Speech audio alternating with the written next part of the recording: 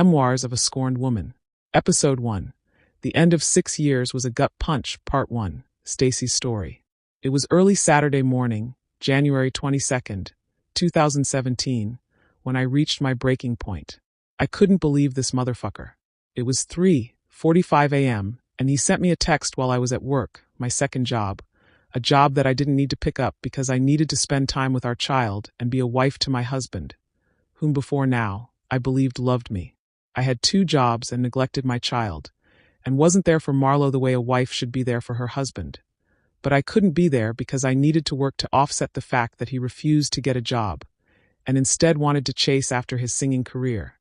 A career that he's possibly blown due to his nonchalant attitude. Fuck everybody mood swings and general contrary to anyone who wasn't a yes man to him. Even though he was not being what I needed him to be neither as a father nor as a husband, I still had his back. It was my duty as Mrs. Stacy Portier Brown, yet he dared to send me a text message that said, "I don't know how to tell you this, but I'm fucking leaving you." I took Nasir across the hall to the neighbor bitch that you can't seem to stop talking to no matter what I tell you about her. I'm out. I moved all of my shit out that raggedy-ass apartment that I've been telling your dumb ass you're overpaying for. Glad I wasn't giving you no money for shit in that motherfucker. Good luck paying rent now that I'm gone. You always said I didn't do shit except use up all of the resources, and always bitchin' about me not contributing. Well now yo ass got it all by your dumbass self. Everybody I know told me to leave your crazy ass alone, but I stayed here for our son, but now that ain't even enough to keep me here. I hate you. I wish I never met you. You are holding me back from my life, and what I want to do with it, and I'm done letting you do that. Living beneath what I know I am. Just to be a part of my son's life is not gonna work for me. Even when we had to live in hotels because you're too stupid to get better paying jobs to take care of me. I mean take care of the family. You know what type of nigga I am and what it takes to make me happy, and I ain't been happy for a long ass time. You know I like nice shit and like to flex on niggas when they see me, and most of this marriage these niggas think I ain't shit because I'm with your bad luck ass. Ever since I've been with you I've been fucked up. I've been depressed as fuck, but you don't give a fuck about nobody but yourself, and you're gonna get what's coming to you. Bye bitch. File for divorce. I want no ties to you. I will never in life be with your ass again. 3:46 a.m. January 22nd, 2017. I was in such a state of shock that I froze while reading the message, totally ignoring my complaining customer on the phone. "Yes ma'am, can I place you on a brief hold?" I said and just hit the hold button without her even saying yes or no. I stormed off the call center's floor and down the stairs, heart beating fast and stomach in knots. Did my husband of 6 years just fucking walk out on me and my son? I dialed his number over and over, but it continued to go to voicemail. "Marlo, I don't know what the fuck you are doing, but you better pick this goddamn phone up. What the fuck are you doing to me? Marlo, answer this fucking phone," I said on several voicemails. I stomped off to my car and sat in the front seat and lit the blunt clip I had saved from lunchtime. I inhaled a long pull from the blunt, exhaled, and called Marlo again. "What bitch?" a female voice said from my husband's line. "Who the fuck is this?" I demanded. "Bitch, this is Tina, Marlo's woman," she hissed back in a disrespectful, high-pitched tone. I looked at the phone to make sure I had dialed my husband's number, because there shouldn't be a bitch answering a line that I was paying for. Something didn't make sense, and this was a joke, it had to be, or my life was about to fall apart quickly. "Bitch, give my husband the phone. Or has your hoodrat ass stolen his phone from somewhere?" I halfway hoped this was what had happened. One time before, Marlo had left his phone somewhere and someone found it and began sending nudes and texting me all kinds of bullshit from his phone until we were able to get him another phone and number. He said, "She didn't steal my phone, Stacy. This is Tina, my new girl. My new fiancé, and we're getting married. I'm through with you and your problems," he said coldly into the phone. My chest felt heavy, and I suddenly couldn't breathe. "Nigga, we are married. What the fuck do you mean you're through with me? What about our son? What about Nasir? Where the fuck did you leave my goddamn baby?" He replied coldly, "There ain't no us. We ain't got shit in common but struggle. All you do is complain and bitch and talk shit to me because I can't get no fucking job, when you know I want to sing for the rest of my life for a living. Nigga, you don't even go record. You barely write. What the fuck do you mean all I do is complain and bitch? What the fuck else do you expect me to do when I'm the only one getting any kind of bread in the family, and you spending it up running in and out of town every fucking month? He said, That's what I'm saying. Bitch, you are so disrespectful to my talent, that's why I'm good on you. You never supported me. You never loved me. All you care about is yourself. Not once did you ask me during this how my day has been or how I feel. Why was this nigga trying to make this shit about him? What the fuck did how he felt or how his fucking day went have to do with him being a total pussy right now? Marlo, stop doing this stupid ass shit. What the fuck do you mean you're out? We're fucking married, nigga. I'm not just your damn baby mama. I'm your wife. I wailed into the phone, then began to cry. I knew within my heart I deserved so much better than what Marlo was giving me.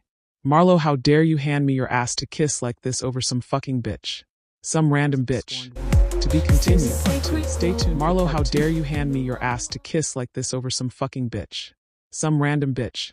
She's not random, she's my fiancée. I met her a year ago and we've been talking and have been in a relationship since then. She'd been there for me when yo ass was dropping the ball as my wife. She's been cooking for me and catering to me like yo ass was supposed to do as my wife, but you failed. She took yo place while you was too busy trying to control me, he said calmly and matter-of-factly. I hated him for that calm in his voice. I hated the sound of his voice now, but once upon a fairy tale life ago, I loved the deep baritone of my husband's voice, mixed with his cool East Coast accent and lingo. I thought he was the dopest nigga I'd ever met, but tonight, right now, I hate him. I felt my heart beating faster as he went over the details of how many other women he'd been with, how he felt trapped in our marriage for the last 4 years, and how she gave him the freedom that he needed. Marlo, we're too fucking old for this stupid shit. We're almost 30. Don't throw us away like that. Not for a bitch that is foul enough to fuck with you while knowing you're married. Marlo, what the fuck are you doing? I'm moving on with my life and leaving your miserable ass where you are.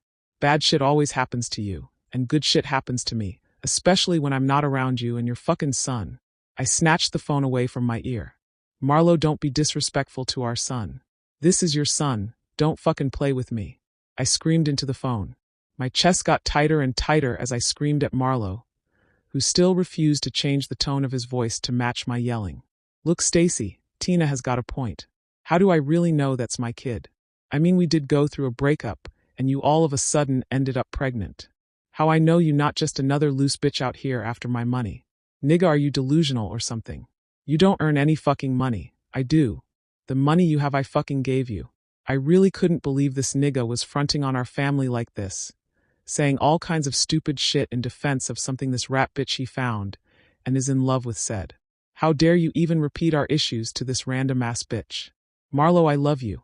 Nasir loves you. Bring your dumb ass home. Whatever the problem is, we need to talk about this shit. We're fucking married, man. What are you doing?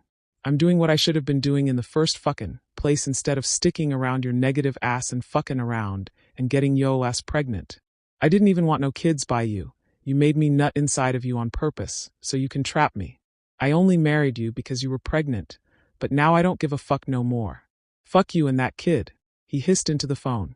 My heart broke with every word he said, as I helplessly listened to Marlo, my husband, the man I'd given my entire heart and soul to rip me and our son apart and throw us away as if we were nothing to him. You just don't want nobody to be happy except you, do you? He replied coldly again. Marlo, what the fuck are you talking about? You're the motherfucker doing the wrong. Are you this narcissistic that you don't even realize that you are doing your wife and child wrong? Marlo, baby, what the fuck are you doing to me? I said and felt the warm tears roll down my face. I had fought hard not to cry because here lately, Marlo had become so emotionally unavailable to me that he easily could hurt my feelings by laughing at my tears. Marlo, you're my husband. Nasir needs his father. What are you doing, man? Don't do this to me. I fell apart and couldn't fight my tears any longer. This man was really throwing us away for some new bitch. He remained silent and listened to me whimper into the phone, trying to talk some sense into him, trying to make him see that he was about to lose his family for some temporary love and some new pussy, but he stood firm in each of his hateful responses. Suddenly, he interrupted me harshly and said, You. That's all the fuck you care about, ain't it, Stacy? You don't give a fuck that I'm not happy with yo ass no more. You don't give a fuck that I ain't wanna be no father at all. You don't care that I'm in love with Tina. I cut him off. I know this son of a bitch didn't just say to me, his motherfucking wife, that he's in love with another bitch, and that he didn't want our kid. Marlo, are you on drugs? 'Cause this ain't right, man. What the fuck are you saying? You just won't ever get married again. But I will never be with you and that fucking child that Yob ass wanted ever again, bitch. Just fucking move on. Go away and leave me alone. I sat there in silence as he used his words to reach deep enough in my soul to cause me to let out a cry that I heard, and thought came from someone else. But when I heard Marlo sigh, I realized that I was the one wailing. While I was crying, I heard Tina in the background talking $1,000 worth of shit about me to Marlo. Marlo, tell that desperate ass bitch to shut the fuck up and let the dick go. Damn, I heard his side bitch say. I was so broken and confused, I couldn't even respond. I further could not believe that he would even allow another bitch to even address me. I no longer knew this man I call husband. This man I was on the phone with was an angry stranger. This had to be a dream. My husband wouldn't abandon his wife and child for a bitch he just met. Stacy, me and you will never get back together again. Bitch, I hate you. You trapped me with this kid and this marriage, and had me living like a poor person when I didn't have to. I had somewhere else to go and could have been left you and that bastard alone. Marlo said, finally raising his voice. The toxic side of me felt relief when he finally raised his voice. A small part of me felt like if he yelled, he still cared. Normally, if Marlo and I fought like this, he eventually would give up and agree to come back home. It's embarrassing as fuck to admit that I have begged him to come back home on more than one occasion. He has also left me for other women before, but he always came back home regardless of how far he strayed. This also ain't the first time he's taken our son to someone. After denying our son and asking me for a divorce after blaming me for his downfalls in life. I knew his script better than his new bitch did, so I knew that all I had to do was keep him talking to me. The only thing out of the ordinary was him announcing this Tina bitch as his fiancée. Marlo has never ever claimed any of the bitches he would cheat on me with, nor would he have ever moved all of his shit out of our home. So this was the one thing that had me in a chokehold. I cried into the phone, Marlo, what are me and your son going to do? I cried. Regardless of what was currently going on, I loved Marlo. Bitch, I don't give a fuck no more. That's right, bitch, we don't give a fuck about you or that lil ugless boy you tried to pin on my baby. But he got wise and left yo dumbass. Marlo and his side bitch had hopped on me at once. Marlo, tell your bitch don't say shit to me. This is between me and you. I found my voice to lash out at this bitch, who in my opinion, was strong as cat piss for speaking up on me and my husband's issues. How dare he spew this dichotomy at me, knowing that he was telling major lies throughout all of the shit he was saying in front of this bitch.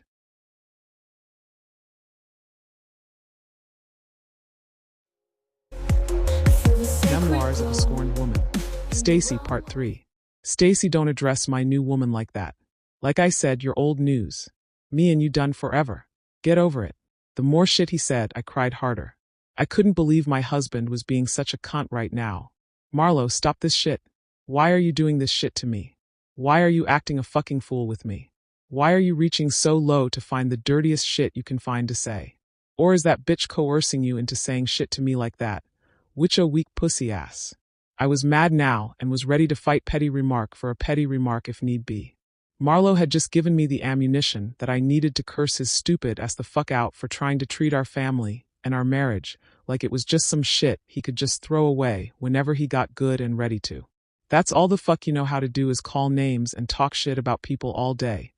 That's why you gon' die old and alone. You might as well get ready to start buying cats, because ain't no other man gon' want your crazy ass. You being all evil and trying to make me get a fucking job when you know I'm not cut out for the corporate world. You know I don't wear suits and ties and other corny ass shit like that.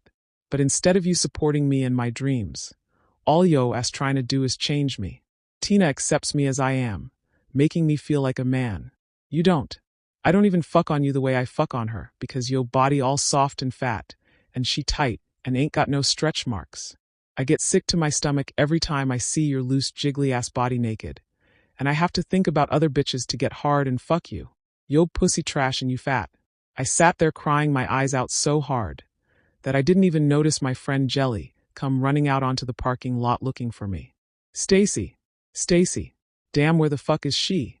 I heard her say, but I chose to stay in the hidden parking spot that I'd discovered right when I came outside.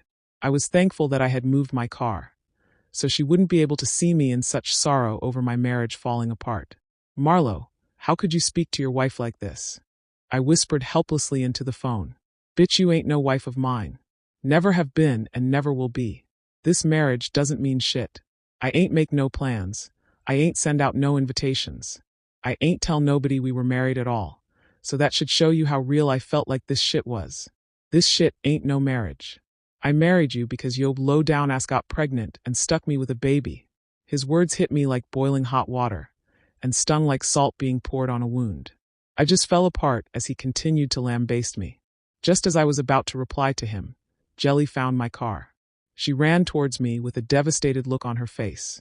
I thought what Marlo was screaming in my ear was the hardest thing I'd ever have to hear, and I was glad my friend was headed towards my car, to comfort me because my husband had just abandoned his family. Or so I thought. I turned my head to look my friend in the face, showing her the pain in my eye, so she could tell me everything would be all right. But that's not what she did. Bitch, open the door now, it's an emergency. Something bad happened to Nasir. What happened to my son? I said and made sure Marlo heard me. Who the fuck is you talking to? What happened to my son? Marlo said. Marlo, shut the fuck up. I'm trying to find the fuck out. If you shut the fuck you, I screamed at him.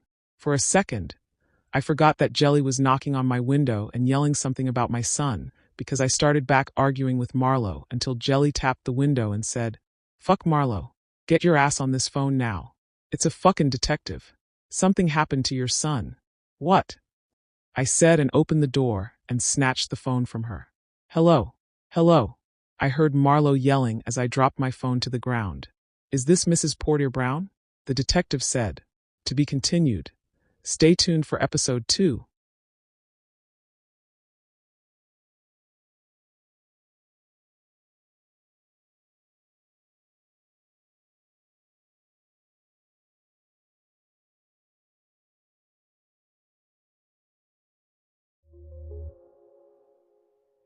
Part 2. Gods will be done.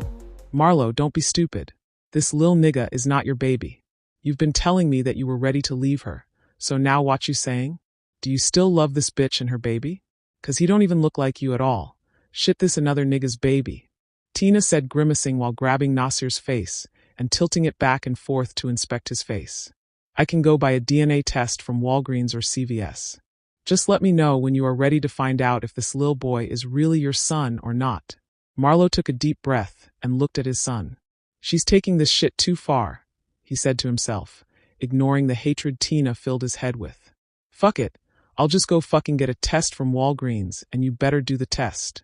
Tina snapped. Tina, it's not that serious, and besides, this my kid. I know my seed, Marlo said, growing uninterested in the conversation.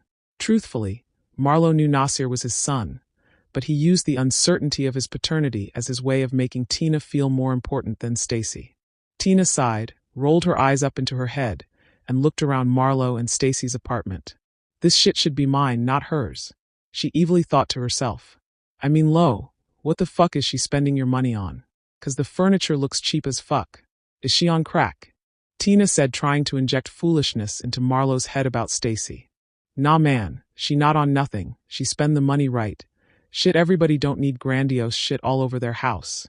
Marlo said, clearly feeling a way about Tina's insults to his furniture, mainly because he had been the driving force behind the furniture choices and decor in their home. Oh baby, I'm sorry, you must have bought this cheap shit, or had some input on it, Tina said while laughing, then kissed Marlo's lips. Marlo felt insulted by Tina's laughter, and he wasn't going to let her get away with it. I mean, the fact that I even got yo ass in my house should make you humble yourself a little. Especially because, you know what? Never mind, Marlo said and stood up. Sensing his irritation, Tina softened her tone and said, I'm sorry, King. I didn't mean to hurt your feelings, she cooed in a softer voice. Marlo turned his back to her and walked towards the window. Tina followed him and said, Baby, I'm sorry. Do you forgive me? Baby. Marlo looked Tina up and down, then walked away from her again and sat back on the couch. When Tina came and sat beside him, he stood up and moved again. Stop fucking following me. You made yourself clear. You're too good for my shit, Marlo said, preparing to gaslight Tina. Realistically, it wasn't that serious to him, but because he needed to regain his dominance in the conversation, Marlo decided to manipulate Tina. "I'm so sorry, baby," Tina said, sounding genuinely horrified that she had made Marlo feel bad. "You're talking shit like you're in a better living situation. You sitting your yellow ass up in my house being disrespectful, just like my bitch wife." Tina looked mortified. She hated to be compared to Stacy. "Oh my god, baby. King, please. No, I'm sorry, I don't want to sound like her. I only said that because she said she bought everything." Tina's voice shook as she explained. Marlo knew that mentioning Stacy and comparing Tina to her would flip the situation back in his favor. Tina hated when Marlo compared her to Stacy. "King, please don't say that. I apologize for disrespecting you," she said and got on her knees. "King, please. What can I do to make it up to you? I'll do anything." Tina wanted Marlo all to herself by any means necessary, with no attachments to his past, because her past would entangle with hers. Unbeknownst to Marlo, Tina had some dealings with some people from his past and had a witch teach her how to cast a spell on Marlo and how to disrupt his marriage. Tina became more and more intent on destroying their marriage, so she began casting her own spells of malevolent intent to further destroy their marriage. Marlo turned around and looked down at Tina and said, "Bitch, watch how the fuck you speak to me. You don't speak to a king like you talking to one of them lil niggas that be kissing your stripper ass." Marlo said, berating Tina. "I'm sorry, King. You're right. I know better. Please forgive me, Daddy. What can I do to make it right?" Tina begged, now with tears rolling down her face. Marlo walked over to the table and picked up the remote control and turned on the TV. "Nasir, come watch TV. Bring your bowl of cereal. You can eat in here, lil man. Mommy's mad ass ain't here," he said and waved Nasir over towards the couch. Nasir got up and came and sat on the couch. "You finsta leave me, Daddy?" Nasir said innocently. "What did I tell you? Don't call no man Daddy. Call me Pops," he said roughly to Nasir. He then looked over at Tina, who was about to get up off of the floor. "Did I tell you to get up, bitch?" Marlo said to Tina without even looking at her. Tina remained on her knees and waited for Marlo to tell her to move. Marlo sighed and looked at Nasir and said, "Son, never let a bitch talk to you like you ain't a man." Tina wiped her nose on the back of her hand, then rested her hands on her knees. Marlo looked at her, scoffed, and then stood up and walked over to her and looked down at her. "Apologize to me again, bitch," Marlo said disrespectfully. Tina began expressing her sorrow for disrespecting Marlo. He smiled as she gave him unnecessary praise. "See, son, you supposed to keep your bitch in line. Don't ever let a bitch talk crazy to you, son," Marlo said and rubbed Tina's head like a dog. Tina smiled and relaxed a bit. She knew Marlo would forgive her if her performance was believable. As Marlo continued to fill the room with his misogynistic ideals, Tina began to think about what she stood to lose if Marlo left her. She felt like Marlo cared more for her than he did Stacy, especially because she had paid for a honey jar spell and a breakup spell to cause Marlo to fall in love with her and leave Stacy, so she knew her magic was working. Tina was hell-bent on keeping it this way. If all she had to do was tell him some ill shit about his wife that was half truth, half concocted lie, then she was set, because she was the queen of lies, and her lies could easily tear a man away from his wife. Tina stood confident in this train of thought, because she had broken up more than 1 or 2 homes in her lifetime as a single woman. Tina was also fully aware of who her Orisha was, and she often acted against the advice of her Orisha via her frequent visits to a local Babalawo. "Bitch, you want to apologize to your king the right way?" Marlo said, finally taking a break from berating women. "Yes, Daddy. I'll do anything to make you happy," Tina said excitedly. Marlo flashed a devious grin and said, "Stay here, son. Miss Tina about to suck Daddy's dick real good. Always make a bitch suck your dick to apologize, son," Marlo said and turned to Tina. "Bitch, come suck my dick," Marlo said and walked towards the bedroom. "Crawl to me," Marlo yelled from the bedroom. Tina sighed, looked over at Nasir. Nasir hadn't bothered looking at her, but continued watching TV. Tina leered at him and said, "One day you and your raggedy-ass mammy will be gone. I hope that you go back and tell your mama how good your daddy be fucking me right in her bed, in the house her dumbass is paying for," and began crawling to the bedroom to pleasure Marlo. Episode 3. Who's the Neighbor? From the other side of the door stood Gladys.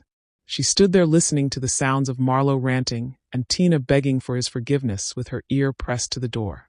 Gladys shut her left eye and tried to peek through the peek hole with her opened right eye, but she couldn't see anything, so she resumed listening. You good, son? You straight? Marlowe said while breathing heavily, walking up the hall towards the kitchen. Yes, Nasir answered without looking at Marlowe. Marlowe walked over to the refrigerator and grabbed a bottle of water, then walked over to Nasir. You sure we good, son? Marlowe said, standing above his son, nude, flaccid dick shiny and wet from Tina's pussy. Nasir nodded his head yes, then Marlowe continued, Don't tell your mama she was here, okay? It's our secret as men and men don't tell on each other, he said and stared at Nasir. Let that old lady in if she knocks. Matter of fact, go over to her house when you finish your food. Tell her your mama sent you. Me and Ms. Tina got shit to discuss. I'll tell your mama I dropped you off, Marlowe said and walked off down the hall to finish fucking Tina. Gladys screwed her face up, but saw this as the perfect opportunity to easily take Nasir. She lightly knocked and then turned the doorknob slowly, then pushed the door open slowly. She stared at Nasir, who now sat on the couch alone with an almost empty bowl of cereal. Gladys smiled and said, Why hey there, Nasir? Where's your mama and daddy? Gladys asked, knowing that she just heard Marlowe and she also saw Stacy leave for one of her 3 jobs at 3 a.m. It was now 7:20 p.m., which meant Stacy would be home close to 11 p.m. Gladys knew she would need to act fast if she were going to get Nasir today, so she pulled a sucker from her back pocket and said, You want some candy, precious boy? Nasir nodded his head slow, wiped his nose with the backside of his right hand, and said, Yes, Ms. Gladys. Gladys turned her head swiftly towards the bedroom, where Tina was moaning loudly. She walked across the floor towards Nasir, who was still waiting for the sucker Gladys had offered him. Gladys sat down next to the boy and rubbed his head. Have you eaten dinner today, Nasir? She asked. Just some cereal and a peanut butter sandwich, he said, still not breaking his gaze with the TV. Gladys sighed and said, It's a shame. You're a beautiful Abiku, born to die as a sacrifice to teach your mother to walk in her true path. She wiped snot from his nose with a black cloth from her pocket, spit on it, and carefully placed it in a small black sack that she placed between her breasts. Punished you to be born to such idiot parents. He will do as a sacrifice to Oren, she said to herself as a dark, shapeless spirit that appeared next to Nasir as she unwrapped the sucker from the paper. Gladys knew that it was time to make her move. You want to come with Aunt Gladys? I've got some dinner cooking and I've more candy and some toys for good little boys. Do you want some? She said, flashing a fake smile to the boy, causing him to let down his guard. My mama said to tell her before I leave the house, Nasir said as he bit the hard outer sugary coating on the sucker. And she's right. You are so smart. But I'm sure your dad already told her though. If your mom wasn't expecting me to come and get you, would I have been able to just walk into your house? Gladys said and carefully mentioned both parents to ease Nasir's concerns. No, Nasir said, sounding unsure. I tell you what, let's go to my house and eat dinner, then let's have ice cream and cake. Do you like cake? Does mommy let you eat cake? Gladys said, forcing herself to sound chipper, but internally fuming that this little boy was halfway rejecting her. This little piggy went to the market, she said and grabbed Nasir's hand. He stared at her funny, then said, You're supposed to be using my feet. Mama uses my feet when we play this piggy. Gladys scoffed, then looked up the hall towards the bedroom, where Tina's moaning was now replaced by Marlowe's. She smiled again, then looked at Nasir, who had now leaned back and put his feet up, so they could play the game properly. Here, use my feets, he said eagerly. Okay. This little piggy went to the market. Now you, she said to Nasir. This piggy stays home. Why does this piggy stay home? Gladys asked. This piggy stay home because him was bad at school. My mama said bad kids got to stay home sometimes, because they always get in trouble. His high-pitched voice cracked as he talked about his mother to Gladys. Is that so? Yesh, Nasir said and put his sucker back in his mouth. Gladys rubbed his head and said, Are you a good boy, Nasir? This time she smiled and frowned maniacally in unison. Yesh, I got all pluses on my port card, Nasir said proudly. You want to know what Auntie Gladys does for good boys? Auntie Gladys gives them a big piece of chocolate cake and a bithying scoop of vanilla ice cream. Let's go to Auntie Gladys's house. We can watch cartoons and eat cake until your mommy gets home. You don't need to be around your father's whores, she said and stared towards the bedroom, where the moaning had stopped for more than 5 minutes, but nobody emerged to check on the child. "Do you know what a whore is, Nasir?" she asked sternly. He shook his head no. Gladys lifted him up onto her lap, then stood up while holding him. "A whore is your father, sweet boy. A whore is the woman your father is." She paused when she heard the bedroom door open, and footsteps headed their way. Tina appeared naked in the Quran said. Gladys didn't bat an eye, nor did she put Nas down. "You know this boy don't need to see you naked, right? Girl, fuck that kid. As a matter of fact, take the lil ugly bastard downstairs with you. And I'll tell my man to tell his dumbass mama to come get his ass whenever she get home. Bye," Tina said and waved her hand towards the both of them in a dismissive manner. "My mama said I. Lil boy fuck yo mama and what she said. Now go before I abuse yo bass." Tina snapped angrily at Nasir. Tears welled in Gladys's eyes as she took her hands and covered Naz's ears. "You know, you don't have to talk to this child like that. He's innocent. You and his father are the convicted ones," Gladys said in an annoyed voice. "Bitch, I ain't never had a felony or been locked up because I'm smart enough to offer sacrifices to the right motherfuckers. Now get the fuck on out my house and take that bastard with you.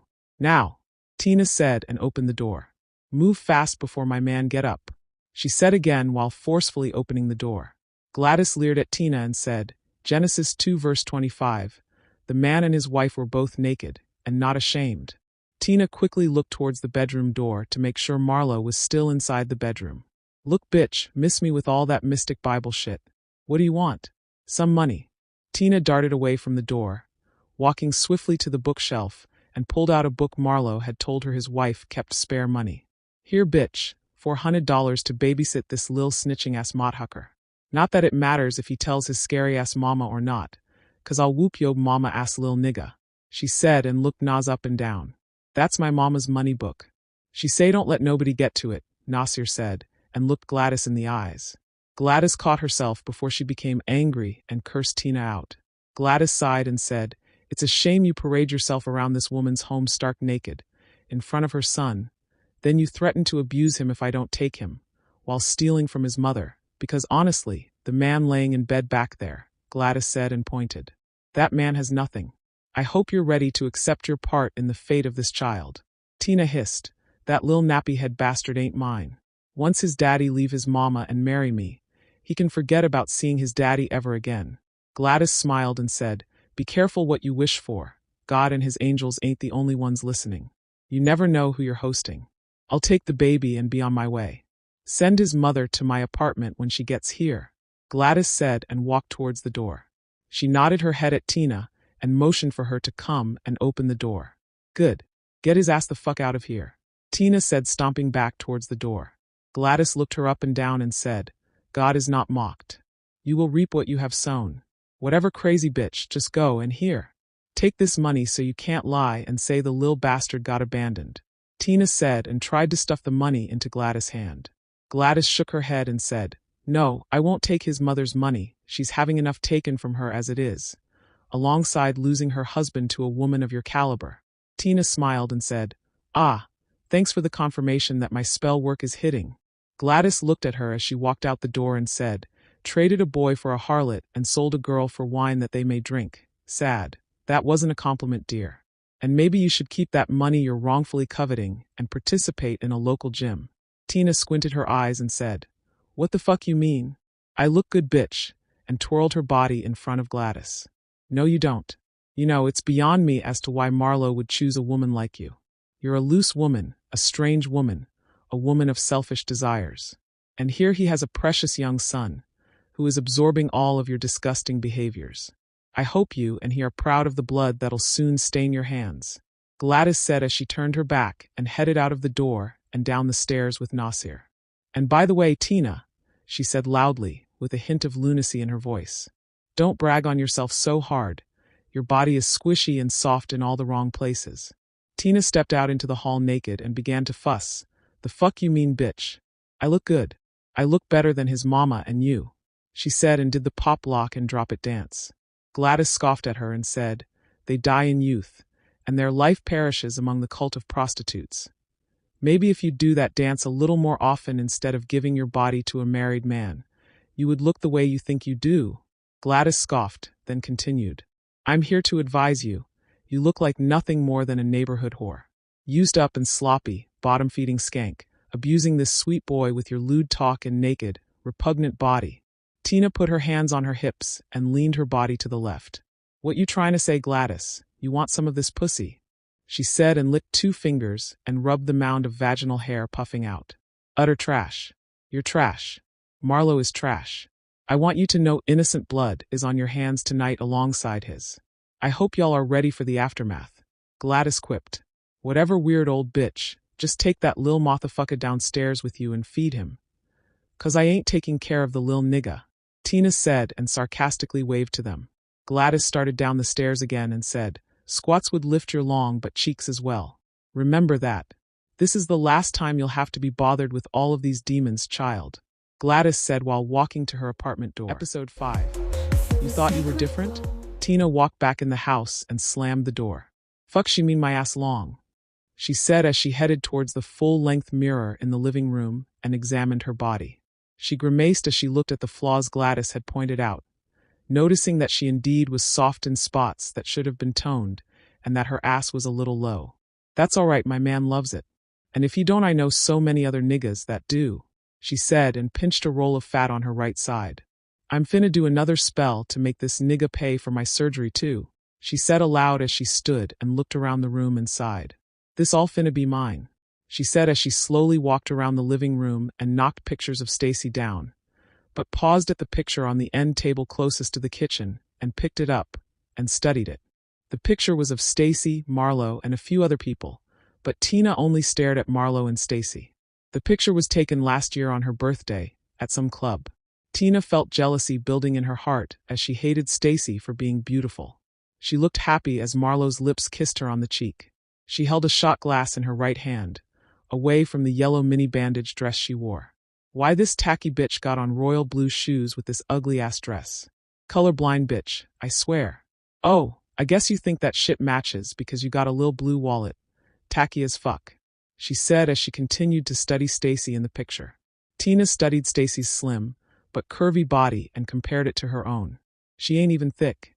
What the fuck was you doing with this anorexic bitch? She said, slightly bending the picture of Stacy standing. Tina heard Marlo moving around in the bedroom. Bae, where you at? He said. In the living room, looking at this picture of your busted-ass soon-to-be ex. She hella ugly, Tina said to herself out of jealousy. Stacy was gorgeous, despite Tina calling her ugly. Tina was fully jealous of everything about Stacy, even down to her having Marlo's son. Marlo crept up behind her and smacked each of her butt cheeks. Why are you looking at this picture, man? Put it down and come back to bed for round 2, he said and kissed her on the neck. Tina pulled away from his arms and said, I better get dressed. I don't want to have no run-ins with your wife, Tina said and looked at the photo, then at Marlo and walked toward the bedroom. Marlo looked at her through squinted eyes and looked around the living room. Where's Nas at? Nas, he called out.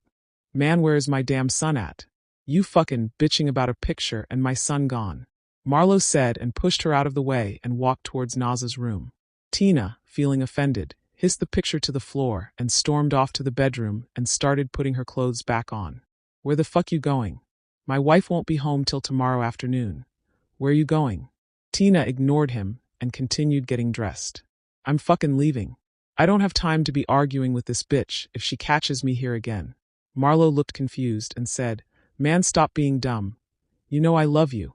I got you in the house and bed that my wife pays for, and you're tripping.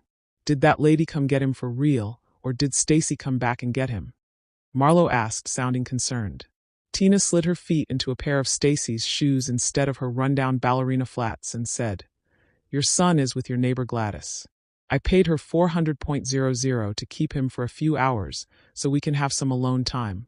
But I see that not only did I waste my goddamn money trying to help you with your son, I've been wasting my time in this relationship. You are still in love with your wife, she said and pushed herself past him and grabbed Stacy's navy peacoat and tried to put it on, but it was too small and wouldn't pull over her upper arm. So she took it off, tossed it to the floor, and grabbed her gray hoodie. You can pick that bitch's shit up, 'cause I shall not, Tina said and stormed into the living room. Marlo threw on a pair of shorts, charged into the living room after her, and grabbed Tina by the back of her hoodie. Bitch, bring your ass back here. What the fuck do you call yourself doing? Trying to make a fucking scene? Bitch, sit down, Marlo said and forced Tina to the floor. Tina immediately curled up in a ball, anticipating Marlo beating her ass like he usually does.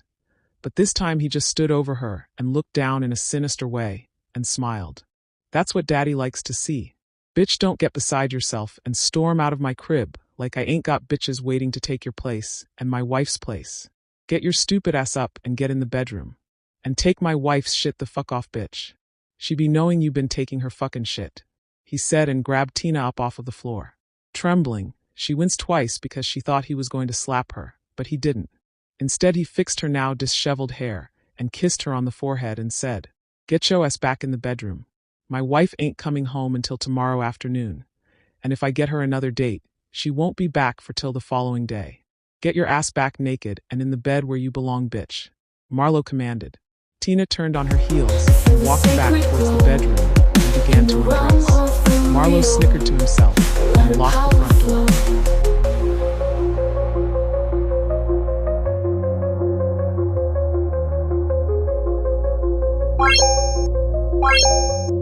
What?